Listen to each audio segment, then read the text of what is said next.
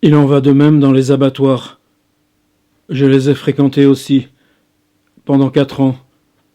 Leur inspection faisait partie de mon périmètre. J'arrivais dans la nuit en même temps que les camions qui se rangeaient en marche arrière devant les portails numérotés, lentement, minutieusement, pour débarquer les hommes dans l'antichambre du bâtiment sans prendre risque de les laisser revoir l'air libre. Au vestiaire, j'enfilais une blouse, je m'équipais de surchaussures, d'un filet à cheveux, je me frottais les mains au savon sous le robinet d'eau chaude lentement, minutieusement, avant de pénétrer dans le grand hall. On les transporte la nuit pour qu'ils aient le moins de repères et que pour la chaleur ne les fasse pas étouffer. Ils ont peur, ils ne savent pas où ils sont. Et pourquoi on les déplace? Est-ce qu'ils ont tout de même, à l'heure de sortir des camions, une petite idée de leur destin? Difficile de le savoir. Une fois encore, ils ne parlent pas.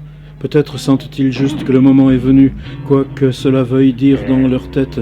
Lorsque, dans les fermes, on les fait se réveiller à une heure, pour eux, très inhabituelle, et sortir pour la première fois depuis des années des hangars, c'est là, disent les agriculteurs, que l'angoisse est la pire. Car tout est inconnu et incompréhensible, et qu'ils sont à cet instant-là encore en pleine possession de leurs moyens. Avant qu'ils ne montent dans les camions, on leur injecte dans l'épaule un sédatif qui les rassure.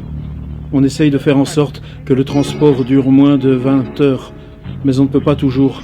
Il n'y a pas d'abattoir partout. La plupart se situent, ce n'est pas un hasard peut-être, assez loin des zones habitées. 20 heures, quoi qu'il en soit, c'est la limite au-delà de laquelle on est censé les faire sortir et leur distribuer à manger. L'opération est ingérable, et les routiers préfèrent accélérer pour essayer de s'épargner ça. À l'arrière du camion, les hommes restent debout ou s'accroupissent. Les véhicules les mieux conçus sont équipés d'un réseau de tuyaux. Au plafond, d'où tombe une brume d'eau qui leur permet de ne pas trop se déshydrater. Comme ils ne sont pas habitués au mouvement, encore moins au virage, beaucoup se sentent mal, s'évanouissent ou vomissent. À l'arrivée, on les fait patienter dans l'antichambre pour qu'ils se reposent ou retrouvent au moins un peu de calme, car il n'y a pas besoin de s'appeler Paolo Siglio pour savoir que le stress nuit à la qualité de la viande et diminue sa durée de conservation. Comme ils sont tous ensemble, alors, et libres de leur mouvement, c'est une étape qui nécessite une vigilance particulière. Et où les employés de l'abattoir n'hésitent pas à frapper, à assommer, à envoyer des décharges électriques à ceux qui se considèrent comme tenus d'esquisser des gestes de rébellion. En général, cela étant, ils sont trop abrutis pour tenter quoi que ce soit. Au bout d'une demi-heure, on les fait entrer un à un dans le couloir d'amener. Cela fait juste leur largeur d'épaule. Cela fonctionne comme la vie. Cela va tout droit, vers la mort. S'ils ne jouent pas le jeu, s'ils ne veulent pas avancer, la paroi coulissante qui se ferme derrière eux les pousse dans le dos et les y force. Certains essayent de résister, de grimper aux cloisons, mais elles offrent si peu de prise que c'est une parole perdue d'avance. Avant la zone d'étourdissement, il y a un sas.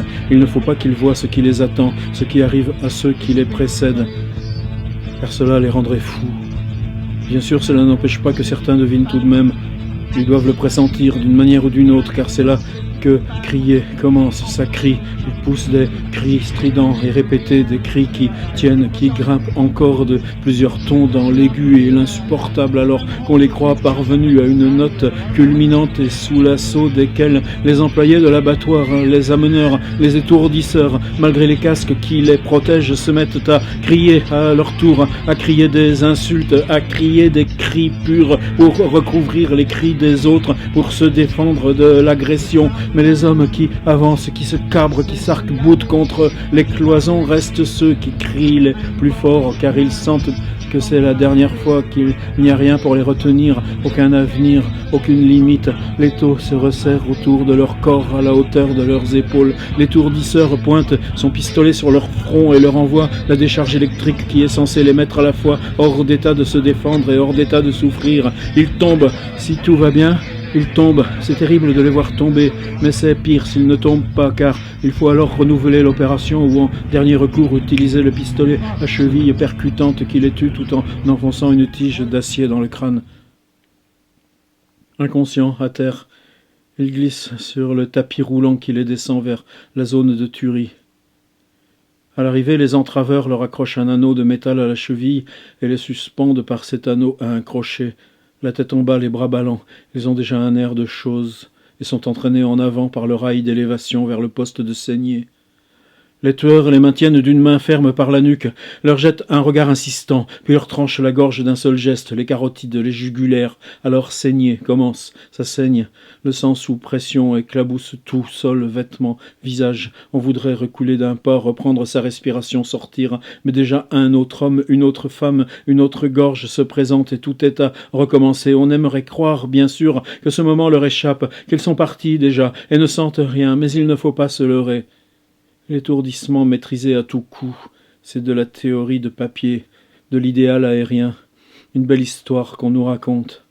En réalité, ils sont nombreux, chaque jour, des centaines à l'échelle d'un grand abattoir, à être encore conscients quand on les saigne.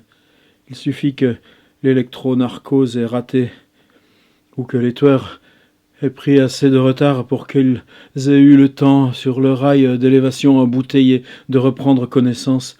Et de la même manière, le coup de coutelas, même appuyé, ne les tue toujours pas aussitôt. Pour être sûr qu'ils soient morts, il faudrait s'arrêter quelques secondes, les observer, donner parfois le coup de grâce. Mais cela, c'est sans compter la cadence de la chaîne d'abattage, réglée pour entraîner la quantité, encore la quantité, 200 ou 300 dans l'heure, et à qui on ne peut rien dire car elle est faite pour ne rien savoir. Ils restent suspendus sur le rail de saignée le temps de se vider de leurs 4-5 litres de sang, puis on les passe à l'échafaudage dans de l'eau à 60 degrés qui élimine tous leurs poils d'adolescents et leur lustre le corps. Comme souvent les cheveux résistent, on les leur brûle au chalumeau, on retire au mâle éventuellement ce qui leur reste de partie génitale, puis les machines prennent le relais pour le travail de force. Une scie leur coupe la tête, une autre les détaille en deux dans le sens de la hauteur. Les têtes tombent sur une chaîne qui les entraîne sur une zone de conditionnement. Les joues, les langues sont très prisées. Il y a des boucheries qui aiment à présenter les têtes entières sur leurs étals pour ajouter une note décorative ou garantir ce qui leur paraît être une authenticité. Pendant ce temps, les videurs leur retirent les organes à la main, les inspecteurs sur une table pour voir s'il n'y a rien d'anormal, aucune pathologie qui se décèlerait à l'œil nu, puis mettent à la poubelle ce qui ne se consomme pas, poumons, estomac, intestin, pour réserver les autres, les cœurs, les reins. À partir de ce moment-là, le corps qu'on manipule ne ressemble plus à des corps d'hommes, leurs âmes s'en sont allées, la souffrance est finie, il n'y a plus que de la viande, dont l'origine s'oublie sans trop d'efforts, et qui devient appétissante, si tant est qu'on ait encore faim. Voilà le processus, la chaîne. C'est à ce prix-là que nous mangeons de la viande. C'est le cachet tout autour de nous que notre inconscient occulte efficacement pour que nous poursuivions notre vie comme si de rien n'était, pour que ce sang ne vienne pas éclabousser l'image bénévolente et douce que nous aimons avoir de nous-mêmes. L'inconscient pousse ces choses dans le noir. L'inconscient dissocie. Chaque fois que nous mangeons de la viande humaine, ce sont des hommes plus libres qui se glissent dans nos pensées, ceux que nous croisons dans la rue et dont les silhouettes minces, la grâce légère, indolente, absolue, nous incitent à nous retourner pour les suivre encore du regard, une petite minute, quelques secondes encore, un seul instant, encore éphémère et précieux. Mais ceux que nous mangeons avaient moins de grâce de leur vivant. Par notre volonté, ils sont ces êtres lourds, ces amas de graisse qui tremblent, ces enragés qu'il faut soustraire au regard. Ils auront vécu peu d'années. Ils auront été invisibles et n'auront rien vu.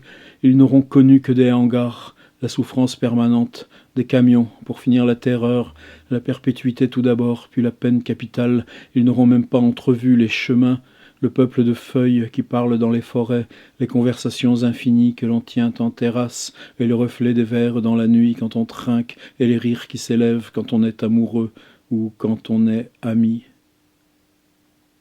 Lorsque l'on sort de la routine et qu'on se met à y réfléchir, élever les hommes pour les manger n'est pas quelque chose de rationnel.